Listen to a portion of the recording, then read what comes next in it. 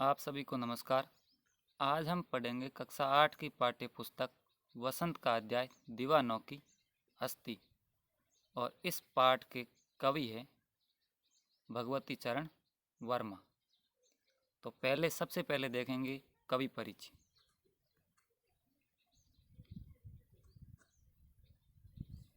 कवि परिचय भगवती चरण वर्मा।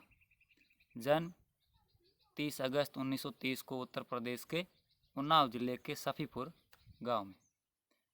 इनकी देहांत हुआ इनका 5 अक्टूबर 1981 को।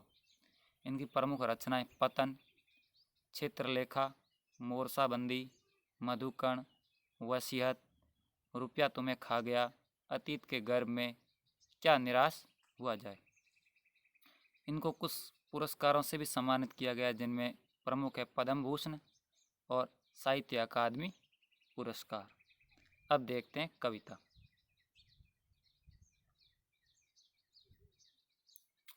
सबसे पहले कविता का थोड़ा सा सार देख लेते हैं। दीवानों की हस्ती कविता है, इसका सार क्या है, मुख्य बिंदु देखते हैं कि प्रस्तुत कविता में कवि का मस्त मौला और बेफिक्री का स्वभाव दिखाया गया है। मस्त मौला स्वभाव का व्यक्ति जहाँ जाता है खुशियाँ फैलाता है। वह हर रूप में प्रसन्नता देने वाला है। चाहे वह खुशी हो या आंखों में आया आंसू हो, हर समय मस्त मौला व्यक्ति वो क्या रहता है, खुश रहता है। चाहे वो दुख आया हो, चाहे सुख हो, वो कभी विचलित नहीं होता है, वो कभी घबराता नहीं। कवि बहते पानी रमते जोगी वाली कहावत के अनुसार एक जगह नहीं टिकते। यानी पानी है वो कभी एक जगह पर नहीं रुकता, और जोगी होते हैं वो भी भीख मांगने के लिए एक जगह से दूसरी जगह पर घूमते रहते हैं। उसी प्रकार कवि होते हैं वो भी एक जगह से दूसरी जगह पर घूमते रहते हैं, वो कभी एक जगह पर नहीं रहते। वह कुछ यादें संसार को देकर और कुछ यादें संसार से लेकर अपने नए नए सफ़र पर चलते रहते हैं। वह सुख और दुख को समझकर एक भाव से स्वीकार करते हैं। कवि सांसारिक नहीं है, वे दीवाने हैं। वह संसार के सभी बंधनों से क्या होते हैं, मुक्त होते हैं। दीवाने होते हैं, उस संसार से के सभी बंधनों से मुक्त रहते हैं। उन्हें सांसारिक माया मोह से कोई लोभ लालच नहीं होता है। इसलिए संसार में कोई अपना और कोई पराया नहीं है। जिस जीवन को उन्होंने खुद चुना है उनसे वे हमेशा प्रसन्न रहते हैं और सदा आगे से आगे चलते रहना चाहते हैं, और अर्थात आगे बढ़ते रहना चाहते हैं। अब है पहला पद्य। हम दीवानों की क्या हस्ती है, आज यहाँ कल वहाँ चले, मस्ती का आलम साथ चला, हम धूल उड़ाते साथ चले। आए बनकर उल्लास अभी, आंसू बनकर बह चले अभी, सब कहते ही रह गए अरे तुम कैसे आए कहाँ चले। दीवानों का अर्थ है अपनी मस्ती में रहने वाला, वह व्यक्ति जिनको कोई अपनी बाहरी दुनिया से लेना देना नहीं होता है, वो केवल अपने मस्ती में खोए रहते हैं। दीवाने उन्हें कहते हैं जो हर हाल में मस्त रहते हैं, सुख दुख का उन पर कोई प्रभाव नहीं पड़ता है। वे वर्तमान काल में जीने पर विश्वास करते हैं। वे ये नहीं सोचते, दीवाने लोग होते हैं वो ये नहीं सोचते कि पीछे क्या हुआ है, अब आगे क्या होगा। वो केवल यही सोचते हैं कि अब क्या करना है। दीवानों की क्या हस्ती, यहाँ पर कवि है वो दीवानों के बारे में कह रहे हैं कि दीवानों की क्या हस्ती। हस्ती का मतलब अस्तित्व, उनका क्या अस्तित्व है, आज यहाँ कल वहाँ चले। वो आज यहाँ हैं, कल कोई दूसरी जगह पर चले जाएंगे। उन्हें कोई किसी प्रकार का घमंड नहीं होता है कि हम कवि हैं या बहुत बड़े आदमी। मस्ती का आलम साथ चला, वो जहाँ भी जाते हैं अपने साथ मस्ती को साथ लेके जाते हैं, खुशियाँ साथ में लेके जाते हैं। हम धूल उड़ाते साथ चले, अच्छा हम जहाँ भी जाते हैं गम को भुला के हमारे साथ खुशियों को साथ लेकर जाते हैं। आए बनकर उल्लास अभी, आंसू बनकर बह चले अभी, सब कहते ही रह गए अरे तुम कैसे आए और कहाँ चले।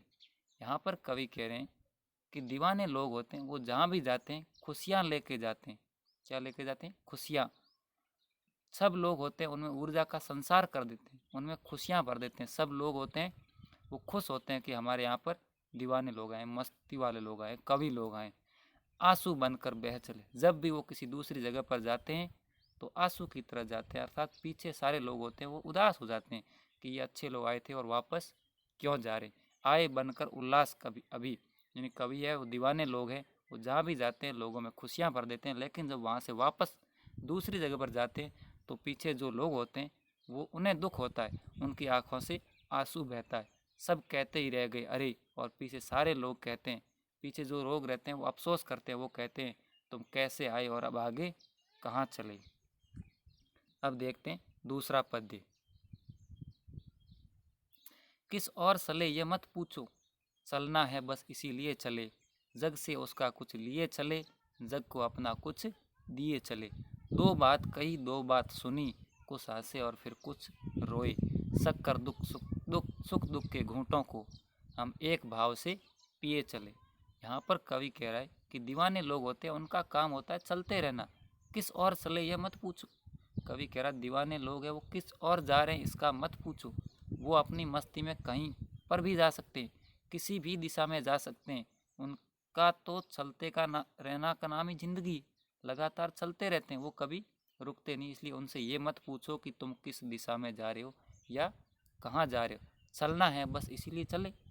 कभी कह रहे दीवाने लोग हैं उनका तो काम ही चलते रहना, इसलिए वो चल गए आगे, आगे चल रहे हैं। जग से उनका कुछ लिए चले, जग को अपना कुछ दिए चले। अर्थात यहाँ पर कवि कहते हैं कि वो जग से अर्थात संसार से कुछ लेते हैं ज्ञान, तो संसार को कुछ अपना ज्ञान भी देते हैं। अर्थात ऐसा नहीं कि संसार से सारी वस्तुओं का उपभोग करें, नहीं, यदि संसार से कुछ लेते हैं तो संसार को कुछ देते हैं। अर्थात जग से उसका कुछ लिए चले, जग को अपना ही कुछ दिए चले। दो बात कही दो बात सुनी, कुछ हंसे और फिर कुछ रोए, शक्कर दुख सुख के घंटों को एक भाव से पिए। दो बात कही और दो बात सुनी, अर्थात अपने पास जो ज्ञान था, दो बातें थी वो लोगों को बता दी और दो बात लोगों की सुन ली। यदि लोगों को बात अच्छी लगी तो कुछ हंस लिए, और लोगों को बात कड़वी लगी तो लोग रोने लग गए, अर्थात उन्हें दुख हुआ। अर्थात यहाँ पर कवि कह रहा है कि दो बात कही दो बात सुनी, कुछ लोगों को अच्छी नहीं लगी तो कुछ हंसे, और कुछ लोगों को बुरी लगी तो कुछ रोए। शक्कर सुख दुख के घूंटों को हम एक भाव से पिए चले। अर्थात दीवाने लोग हैं वो दुख और सुख को एक समान ही मानते हैं और उनको पी करके आगे चल देते हैं।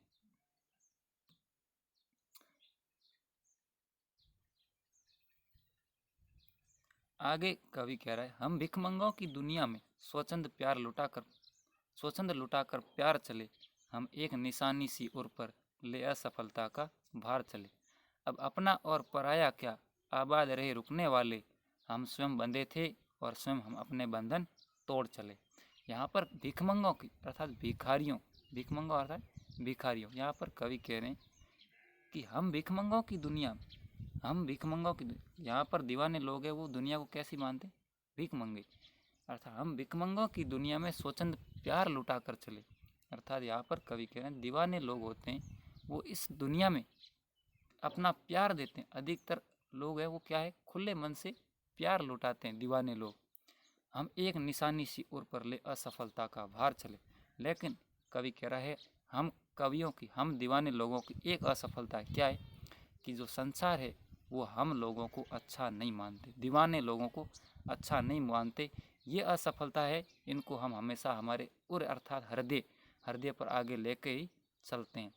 हम एक ये निशानी है कि हमेशा लोग हमें अच्छा नहीं मानते। ये असफलता का जो भार है वो हमेशा हम ले करके चलते हैं। अब दीवाने हैं वो अपना प्यार तो खुले मन से लुटाते हैं, लेकिन दुनिया उन्हें स्वीकार नहीं करती, उन्हें अच्छा नहीं मानती। अब अपना और पराया क्या, यहाँ पर लेखक कह रहे हैं कि दीवानों के लिए कोई अपना और कोई पराया नहीं है। आबाद रहे रुकने वाले, यानी कि हम तो लोग हमेशा अगले पड़ाव के लिए निकल पड़ते हैं, सारे बंधन को तोड़ के आगे निकले। आबाद का अर्थ होता है बचना, पीछे तो वही लोग रहे जो वहीं पर रुक गए। हम स्वयं बंधे थे और स्वयं अपने बंधन को तोड़ चले। अर्थात यहाँ पर कवि कह दीवाने लोग हैं वो पहले स्वयं के बंधनों में बंधे हुए थे, अब उन बंधनों को तोड़ के आगे चल दिए। उनके लिए अपने और पराये का कोई मतलब नहीं रह जाता। दीवाने ये भी मानते हैं कि जो लोग दुनियादारी के बंधन में बंधे हुए थे वो भी हमेशा खुशहाल रहे और हम भी खुश रहें। हम हमारे बंधनों को तोड़ के आगे निकल चुके हैं। तो मैं उम्मीद करता हूँ कि ये कविता आपको अच्छे से समझ में आई होगी। फिर भी कोई डाउट रहा है तो कमेंट में जाइए और लिखिए। Thank you.